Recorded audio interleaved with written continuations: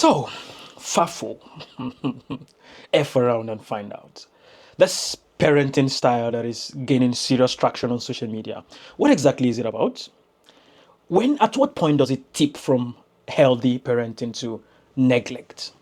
And I ask that question as someone who was raised at the borderline neglect level of FAFO, who currently raises his kids at the healthy level of FAFO.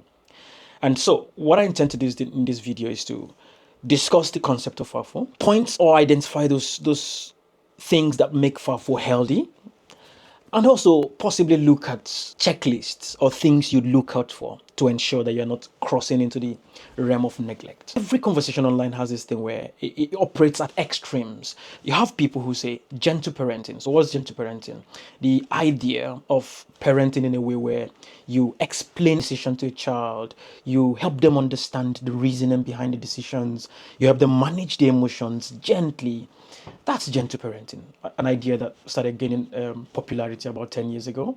Completely different from how some of us grew up, that authoritarian style of parenting that a lot of people of my age would be familiar with. So that transition then moved into the gentle parenting. Now we are having a new wave of something they call FAFO, and FAFO simply means F around and find out. So the name is self-explanatory, and what that means really is allowing children to learn from consequences.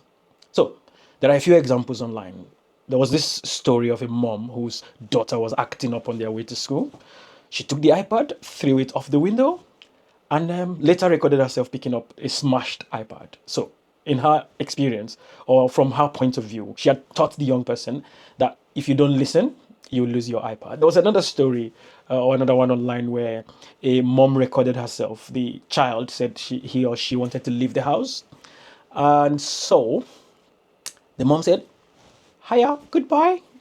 Opened the door, the child moved out. And moments later, I'm sure it's one of those very cold places, the child was banging on the door, wanted to come back inside. So there's other stories of people whose children would say they don't want to have their coats. And they were like, okay, go out in the cold without coat, and you will learn.